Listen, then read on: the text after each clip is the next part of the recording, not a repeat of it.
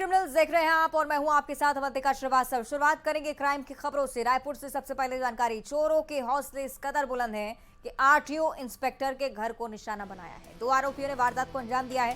पैसे और जेवरात लेकर वहां से फरार हो गए। सीसीटीवी में आरोपियों की तस्वीरें कैद हुई, इनके आधार पर पुलिस मामले की जांच भी कर रही है। रायपुर से बड़ी खबर। राजधानी में लगातार अपराध के मामले आप देख रहे हैं। चोरों के हौसले इस कदर बुलंद कि आरटीओ इंस्पेक्टर के घर को निशाना बनाया है। तस्वीरें आप देखिए, ये सीसीटीवी फुटेज जो कि आधार बनते हैं घटना का। तफ्तीश इन्हीं तस्वीरों के आधार पर की जा रही है। 2 आरोपियों ने वारदात को अंजाम दिया है। पैसे जेवरात लेकर फरार हो गए। सीसीटीवी कैमरे का ये फुटेज हम आपको लगातार दिखा रहे हैं।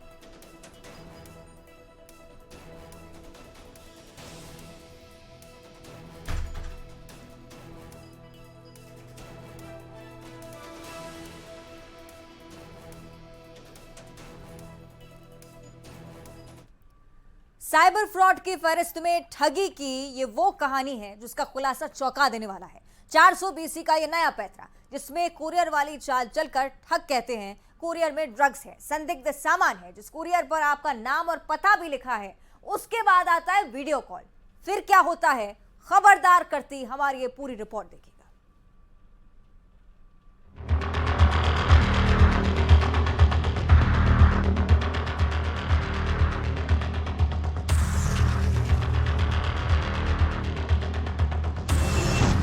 ये गिरोह डराएगा, डरना नहीं।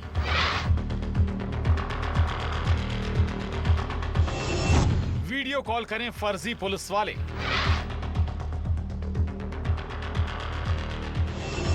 $420 का नया पैंतरा, कुरियर वाली चाल।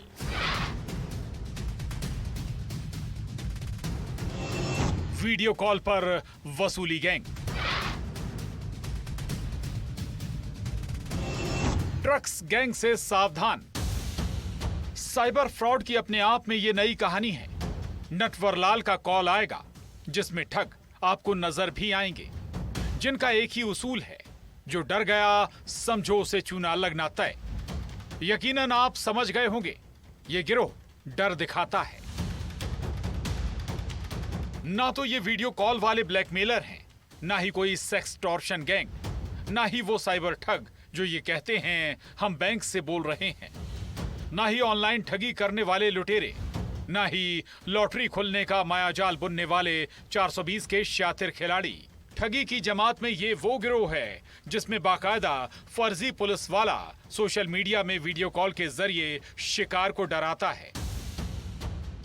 जो ये कहते हैं हम क्राइम ब्रांच से या फिर सीबीआई से, या ये कि मैं मुंबई पुलिस कमिश्नर बोल रहा हूं। बाकायदा लाइव नजर आते हैं ये ठग और कहते हैं आपके खिलाफ कंप्लेंट है। हाल ही में एक नया तरीका देखा गया है जिसमें कि लोगों को ये बोला जा रहा है कि उनका कोई कंसाइनमेंट पकड़ा गया है, उनका कुरियर पकड़ा गया है, और जो कि तालिबान को जा रहा था या जो है किसी टेररिस्ट ऑर्गेनाइजेशन को जा रहा था, और उसमें जो है संदिग्ध गतिविधियां, संदिग्ध सामान पकड़ा गया है, ड्रग्स वगैरह या आर्म्स वगैरह, इस तरह के नाम पे लोगों को धमकाया जा रहा है। अब ठगी कैसे होती है इसे सुनिए ही नहीं, इस नए तरीके से सावधान हो जाइए, जिसमें ये नटवरलाल कुरियर वाली चाल चलते हैं, जिसमें ये कहा जाता है कुरियर पर आपका नाम और पता लिखा है, मोबाइल नंबर भी। जिस कुरियर में संदिग्ध सामान होने की बात की जाती है, संदिग्ध सामान जैसे एमडी ड्रग्स, ये भी डर दिखाया जाता है कि दूसरा संदिग्ध सामान जैसे हथियार, आरडीएक्स किसी टेररिस्ट ग्रुप को जाने वाला है। लेकिन सबसे मुफीद तरीका ऐसी गैंग के लिए होता है ड्रग्स वाली चाल। स्काइप के माध्यम से लोगों को उनको धमकाया जाता है। उसमें अलग अलग लोग, अलग अलग अधिकारी बन के उनसे बात करते हैं और उनको जो है उनका एक्सटॉर्शन करने का प्रयास करते हैं। तो इस तरीके के अभी कुछ मामले सामने आए हैं, करीब दर्जन भर मामले, और इसमें हम लोग जांच पड़ताल कर रहे हैं। मैं सभी लोगों से आग्रह करूंगा कि वो ऐसे तरीके के प्रति आगाह रहें। जिसमें पहले कॉल करके डराया जाता, उसके बाद फर्जी पुलिस वाला लाइव नजर आता है, जो दरअसल फर्जी पुलिस वाला होता है। यहां तक कि ऐसी गैंग फर्जी लेटर भी भेजता है। स्काइप के माध्यम से अगर आपसे कोई संपर्क करता है और आपको या कोई भी माध्यम से संपर्क करता है और आपको क्राइम ब्रांच का या सीबीआई का या कोई भी एजेंसी का नाम बता के आपको एक्सटॉर्शन करने का प्रयास करता है। तो बिल्कुल भी झांसे में ना आए। इसमें 99% जो है इसमें सब फंसने के, इसमें ये ठगी के गैंग्स के द्वारा किया जा रहा है और इसमें जो है बिल्कुल भी ध्यान देने की आवश्यकता नहीं है। तुरंत इसमें जो है आप डिस्कनेक्ट करके उस चीज को खत्म करें। एक ऐसा चक्रव्यूह रचा जाता है जिससे शिकार आसानी से फंस जाए। उसे इस कदर डराया जाता है कि डर उस पर हावी हो जाए। सोचिए इनकी एक्टिंग कितनी जबरदस्त होगी जो बातों बातों में वसूली कर ही लेते हैं।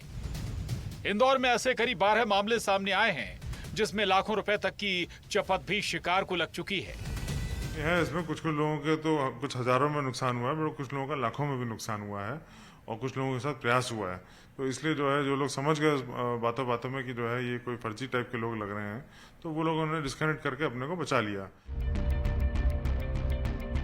बस आपकी समझदारी या यूं कहें आपका बेखौफ होना ही ऐसी वसूली गैंग पर करारा वार है। तो डरना नहीं, सीधे पुलिस को खबर दें।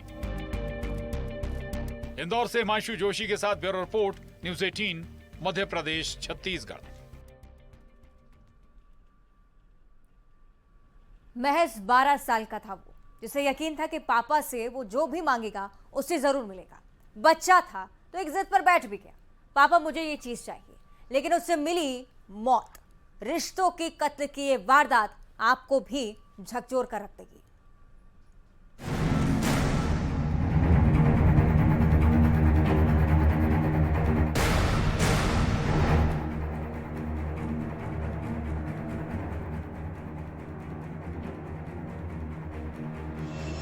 कुल्हाड़ी से वार, कलेजी के टुकड़े का कत्ल।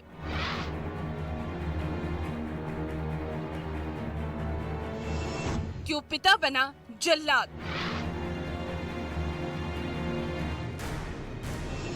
एक जिद ने मासूम की जान ली। मातम में मां करे फरियाद, मेरा लाल मुझे लौटा दो। मातम की इन तस्वीरों के बीच सिसकिया, विलाप, एक मां की चित्कार, एक छोटी बहन की मायूसी ने यहाँ हर किसी को झकझोर कर रख दिया है। इस इलाके में सभी लोग सन्न हैं। जिसने भी इस वारदात के बारे में सुना वो धक से रह गया। सागर के बंडा थाना इलाके में काटी गांव के इस घर में 12 साल के मासूम यशवंत की बेरहमी से हत्या कर दी गई। हत्यारा तैश में आकर यशवंत को घर के अंदर ले गया और कमरे में उसने खूनी खेल खेला।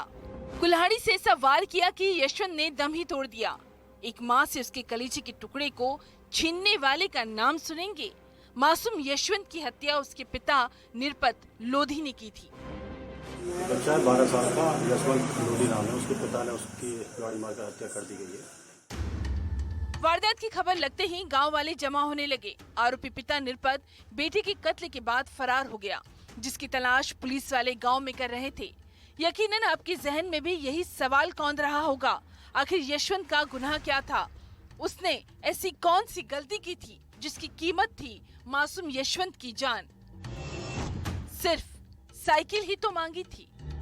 सुनने में शायद आपको अजीब लग रहा होगा, लेकिन एक बच्चे ने पिता से यही जिद की थी, पापा मुझे साइकिल चाहिए।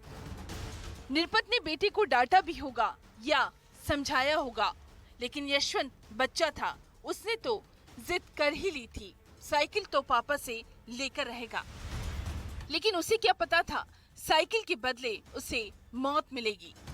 हत्या का कारण अभी तक ये पता चला है कि वो लड़का साइकिल के लिए जिद कर रहा था अपने पिता से और उसी गुस्से में आकर उसने उसकी। दरअसल निरपत की आर्थिक हालत ठीक नहीं थी, वो साइकिल खरीद कर नहीं ला सकता था। लेकिन बेटे की जिद को पूरा ना करने की ऐसी खौफनाक सजा, वो बाप था या जल्लाद? सागर से पंकज प्रजापति के साथ bureau report, news 18, Madhya Pradesh, Chhattisgarh. और इस बीच सीधे आपको इंदौर लिए चलते हैं। मुख्यमंत्री शिवराज सिंह चौहान गुरुद्वारे में मत्था टेकने के लिए पहुंचे। सीधी तस्वीरें आपको इंदौर से हम दिखा देते हैं। ये लाइव तस्वीर आपकी टीवी स्क्रीन पर। मुख्यमंत्री शिवराज सिंह चौहान की मौजूदगी, तमाम सिख समाज के आशीर्वाद यात्रा लगातार प्रदेश में चल रही है और इसी के तहत अलग अलग नेता अलग अलग जगहों पर पहुंचकर जन समर्थन जुटाने की कोशिश भी कर रहे हैं, लेकिन कुछ ऐसी भी तस्वीरें सामने आती हैं जब मंदिरों में, गुरुद्वारों में इसी तरह से जनप्रतिनिधियों का पहुंचना होता है। फिलहाल ये तस्वीरें आप देखिए, मुख्यमंत्री शिवराज सिंह चौहान आपको नजर आ रहे होंगे तस्वीरों में। गुरुद्वारे की लाइव तस्वीरें आपकी टीवी स्क्रीन पर हैं। बीजेपी की जन आशीर्वाद यात्रा लगातार प्रदेश में समर्थन बटोरते हुए, फिलहाल इंदौर में जैसे ही मुख्यमंत्री पहुंचे, गुरुद्वारे में दर्शन के लिए निकल पड़े।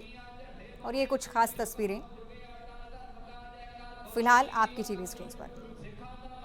हर दर पर पहुंचकर निश्चित तौर पर ये राजनेता, हर व्यक्ति जो कि फिलहाल राजनीति से जुड़ा हुआ है मध्य प्रदेश के लिहाज से, न सिर्फ प्रदेश की सुख समृद्धि की कामना बल्कि राजनीतिक तौर पर भी भगवान का आशीर्वाद बना रहे, ये कोशिश जरूर की जा रही है। और इसी के मद्देनजर कुछ ऐसी ही तस्वीरें आपने बीते दिनों भी देखी होंगी। बाबा महाकाल के दर पर भी मुख्यमंत्री पहुंचे थे, अच्छी बारिश की कामना की थी, सुख समृद्धि की कामना की थी। और सिलसिलेवार इस यात्रा के रास्ते में जो भी मठ मंदिर हैं वहां पर भी मुख्यमंत्री लगातार पहुंच रहे हैं। कल भी आदिगुरु शंकराचार्य की प्रतिमा का अनावरण करना है, कल भी विशेष पूजन का आयोजन होगा। आज की ये तस्वीरें भी बहुत खास हो जाती हैं। सिख समाज के समर्थन की अपील भी वो लगातार करते आए। और फिलहाल ये तस्वीरें गुरुद्वारे से हम आपको दिखा रहे हैं। इंदौर की ये लाइव तस्वीरें हैं। मुख्यमंत्री पहुंचने वाले थे जन आशीर्वाद यात्रा में शामिल होने के लिए। आशीर्वाद जनता का तो चाहिए ही, लेकिन ईश्वर के आशीर्वाद की भी बहुत बड़ी आवश्यकता।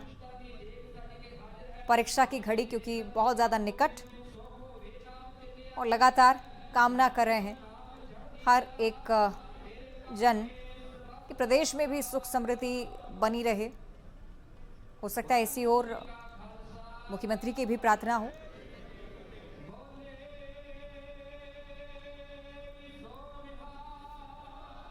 बीजेपी के भी कार्यकर्ता आपको नजर आ रहे होंगे, साथ ही मुख्यमंत्री शिवराज सिंह चौहान के साथ लगातार खड़े हुए हैं।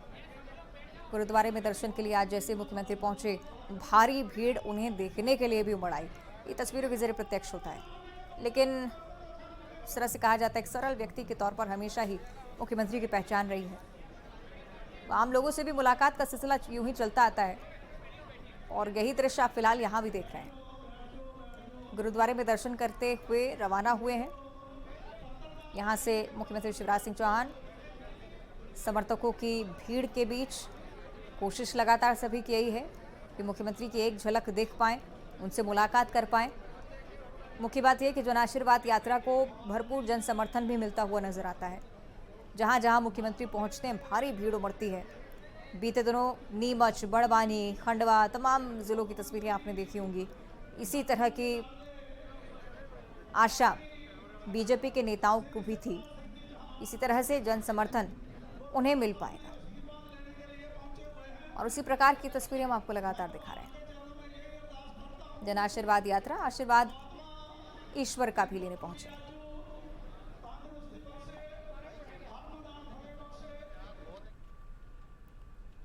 और क्राइम की खबरों की एक बार फिर से चर्चा करेंगे। महिला टीचर की गुमशुदगी की वो मिस्ट्री जिसका जंगल में बेरहमी से कत्ल हुआ, चाकू से वार करके हत्या कर दी गई। हत्यारे ने मिन्नत करते हुए बस यही कहा था कि आखिरी बार मिल लो, लेकिन इस मुलाकात के पीछे उस सनकी के दिल में इंतकाम था।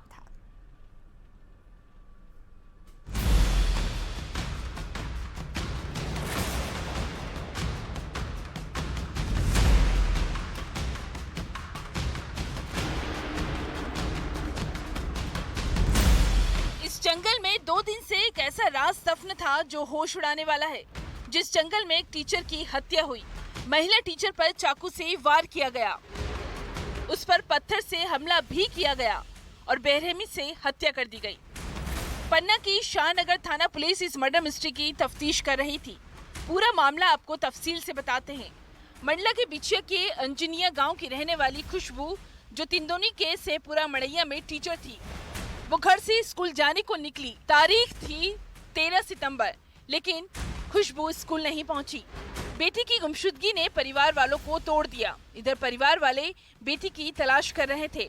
और फिर पन्ना कटनी रोड पर निर्माणाधीन टोल प्लाजा के आगे रितुआ के जंगल में करीब 200 मीटर अंदर लाश मिली। ये लाश खुशबू की ही थी।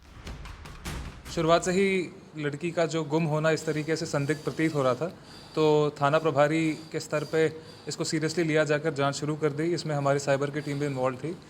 2 दिन बाद लगभग से 16 तारीख को ये पता चला कि एक लड़की की लाश मिली है। तस्दीक करने में पता चला कि वो यही लड़की है। महिला टीचर का हत्यारा आखिर कौन था? पुलिस की टीम ने तहकीकात की और पुलिस की माने तो इस कहानी में कैद थी सनकी आशिक के इंतकाम की कहानी। तो ऑलरेडी इसमें कुछ इन्वेस्टिगेशन हो चुका था और हमको संदिग्ध भी आइडेंटिफाइड था, तो इसमें और FIR दर्ज किया गया 302 का और आगे विवेचना की गई और संदिग्ध को जो है वो मडला से लाकर यहाँ पर गिरफ्तार किया गया। पुलिस के मुताबिक महिला टीचर खुशबू का उसके ही गांव के रहने वाले आनंद से प्रेम संबंध था, लेकिन ये रिश्ता महिला टीचर के घर वालों को नामंजूर था। इसमें प्रेम प्रसंग का ही मामला है। इसमें ऐसा समझ में आ रहा है कि पहले जब दोनों मंडला में रहते थे और वहीं पर कुछ विवाद हुआ था और उसके चलते जब लड़की यहाँ पर शाहनगर एरिया पन्ना में शिफ्ट हो गई थी और टीचर का काम कर रही थी, तो उसके पीछे पीछे लड़का आया और जो भी घटना है उसको अंजाम दिया गया। इधर खुशबू का सिलेक्शन हो गया, वो टीचर बन गई। खुशबू ने आनंद से दूरियां बनाना शुरू कर दिया। आनंद को ये दूरियां रास नहीं आ रही थी, जिसने इंतकाम में साजिश रची। वारदात वाले दिन बस यही कहा, मुझसे आखिरी बार मिल लो। आरोपी आनंद मोटरसाइकिल से अंजनिया से शाहनगर आया। खुशबू को तिंदुनी मोड़ के पास स्कूल जाते समय मिला। पुलिस को पहले ही इसके बारे में अंदाज़ा हो गया था कि ये सीरियस केस है और इसको सीरियसली लेने के कारण ही आरोपी तक हम लोग पहुंच पाए हैं। इसमें जो भी टीम है जिसने काम किया है उसको 20,000 का जो इनाम है वो दिया जाएगा। जंगल में आनंद ने यही कहा, भागकर शादी कर लेते हैं, लेकिन खुशबू ने इनकार कर दिया और इस इनकार के बाद इस सनकी ने फिर जो किया वो थर्रा कर रख देता है। पन्ना में संजय तिवारी के साथ bureau report, news 18, Madhya Pradesh, Chhattisgarh. वो आग लगाते हैं और रुपए लेकर फरार हो जाते हैं। जिस गैंग ने लाखों रुपए ऐसे ही उड़ाए हैं, एक रात में 3 वारदात करने वाली हरियाणा के मेवात गैंग ने पुलिस के भी होश फाख्ता कर दिए। कैसे ये गिरोह पुलिस के हत्थे चढ़ा, देखिए 250 CCTV कैमरे में कैद कुछ खास तस्वीरें।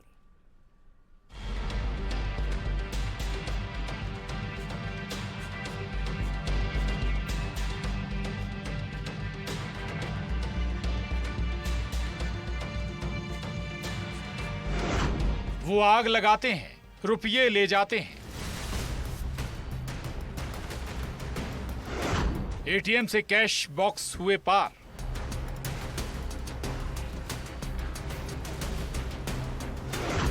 तीसरी आंख में स्प्रे से वार। 250 CCTV में कैद राज। एक रात 3 वारदात, मेवात गैंग लाइव। ये गैंग तीसरी आंख पर स्प्रे से वार करके जुर्म के निशान मिटाती है, जो आग लगाती है और रुपए लेकर फरार हो जाती है। जिस गैंग की ATM में सेंधमारी करती लाइव तस्वीरें भी सामने आई थी। तारीख थी 26-27 अगस्त की दरमियानी रात, जब दुर्ग में एक ही रात में 3 ATM में सेंधमारी कर इस गिरोह ने पुलिस की पेशानी पर बल ला दिया था। बोरसी दुर्ग में एक ATM को गैस कटर से काटकर रुपए लेकर यह गैंग फरार हो चुका था।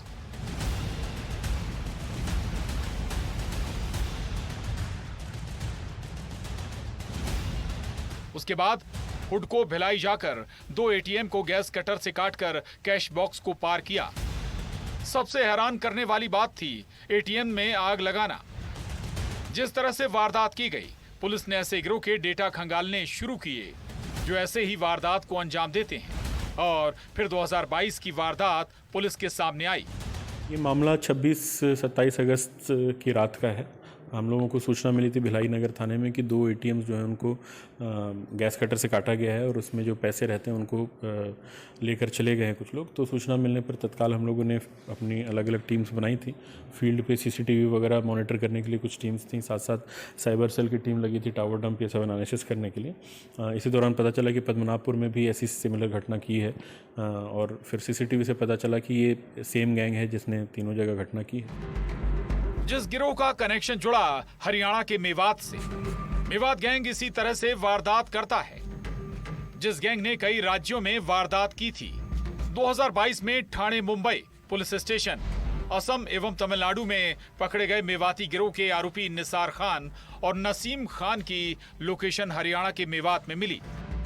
तो साइबर एनालिसिस में फिर हम लोगों को कुछ नंबर्स मिले थे जो हरियाणा मेवात साइड के थे और मेवात में पहले भी इस तरीके के गैंग्स ऑपरेट करते रहे हैं। तो हम लोगों को डाउट हुआ, उन नंबर्स पे वर्क किया, एक टीम को रवाना किया हम लोगों ने मेवात के लिए और वहाँ पे फिर वही मोबाइल लोकेशन के आधार पे हम लोगों ने एक आरोपी को पहले पकड़ा और उसकी निशानदेही पे फिर दूसरे आरोपी को पकड़ा और अभी 2 आरोपी फरार हैं, बट उनको भी हम जल्द से जल्द पकड़ लेंगे। ये मेवात गैंग की कारस्तानी थी जिसने वारदात को अंजाम देने के लिए कार का इस्तेमाल किया था। एक ही कार बार बार CCTV फुटेज में नजर आई। करीब 250 CCTV फुटेज में इस गैंग के राज थे।